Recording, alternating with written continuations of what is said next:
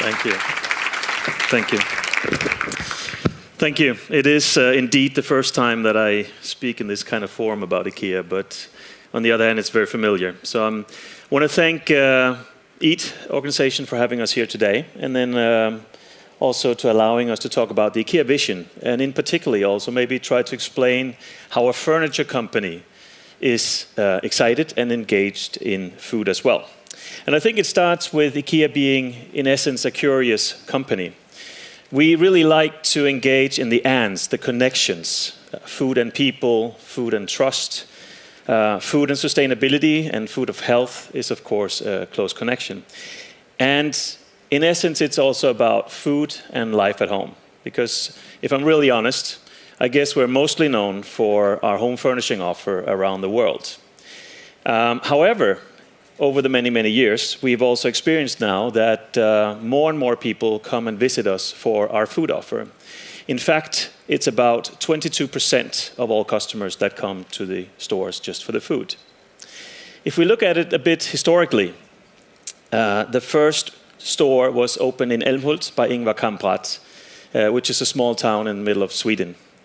And quite quickly, Ingvar realized that it was almost impossible to do business with our customers on an empty stomach. So, in 1959, he opened the first restaurant within the store. Since then, it's grown into a major business for us. We have 400 restaurants in 48 markets. We have Swedish food markets. We have bistros. In the restaurants, we serve breakfast, lunch, and dinner. And, most importantly, it makes up from a lot of customers that come and visit throughout. The most important in our visit or in our restaurant offer is, of course, the people. And today, 1 billion people visit the IKEA restaurants, the IKEA stores. 650 million people visit the IKEA restaurants throughout. And for us, that is the absolute most important KPI, the number of people that come to us. Because every little small step we take has a great effect.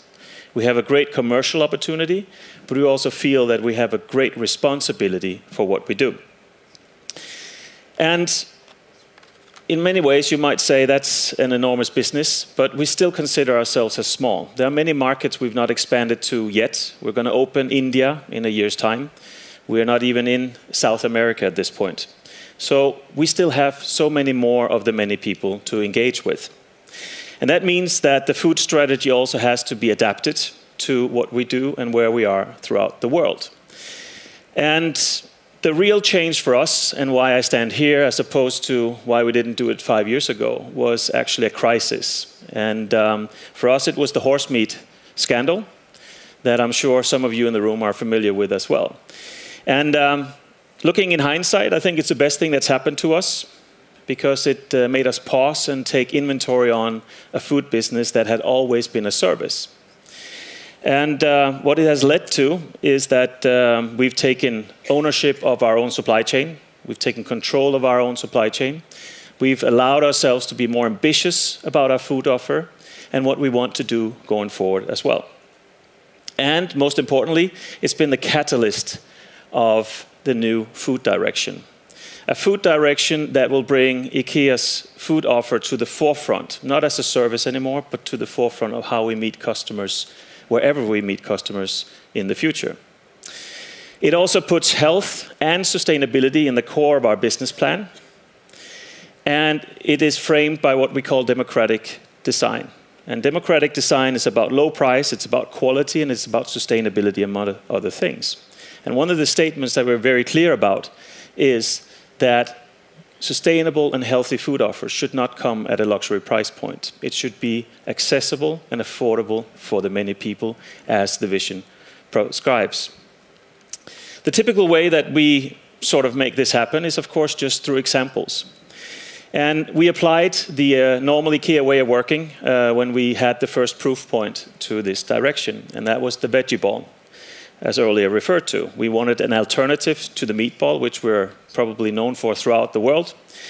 We started with the price point, then we developed the product. Then we actually priced the veggie ball offer lower than the meatball offer. The reason for that was that the veggie ball has a 30 times less carbon footprint than the meatball. And if we look at the effect of that, since we started and launched the veggie ball, the CO2 savings equates to about 74,000 flights between Stockholm and London. So small steps can have an effect in the broader picture. Since the launch as well, we've shifted our entire seafood offer into being certified ASC or MSC to support sustainable fisheries. We are ambitious about food waste. We want to start by lowering the food waste in our stores with 50% by 2020. And we've also reduced the amount of sugar in our drink towers by taking out traditional carbon sodas and replaced it with what we call Nordic fruit waters, lowering the sugar content in those towers with more than 50%. For us, they're not just sort of tick box actions that you need to do, they're really examples of steps that will have to be taken. Because we understand that we are on a journey, and a far greater journey than just 4 or 5 product moves. We also understand the urgency in what we're doing. Our challenge, being global, is to get our entire base, the 650 million, that soon will be 700 and 750 million throughout the world, to engage in this agenda, to choose the veggie ball over the meatball, and to really ensure, as we build up the supply chain, that we are taking the right steps throughout. We also understand that there's a huge urgency in getting the next generations. There's probably a picture that sneaked in of my own 2 daughters. It's that simple, really. They expect me and they expect us to take responsibility for health and for environment. And for them, doing good as a company is just the baseline.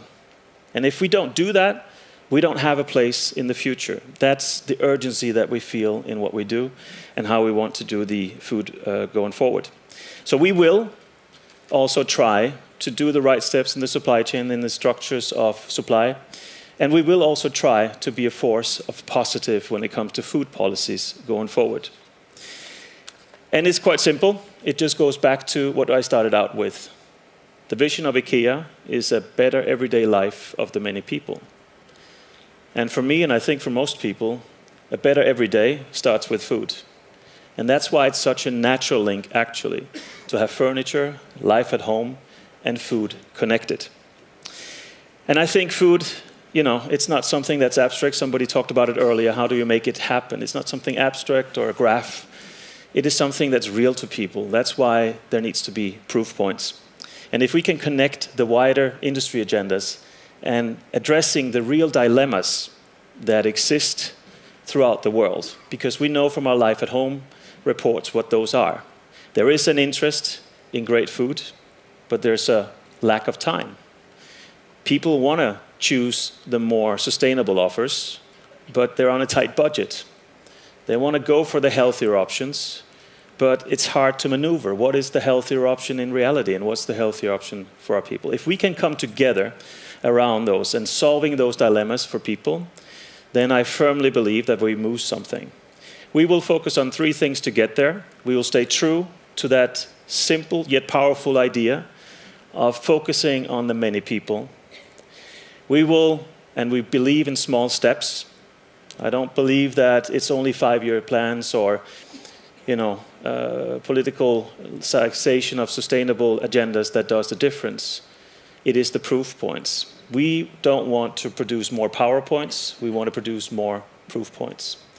And in the end, we can only do it with the help of everybody here. We need to mobilize the whole system. We need you to support us, but also to challenge us going forward. If we do that, I firmly believe that we can be part of making good food and a better planet in the process. Thank you.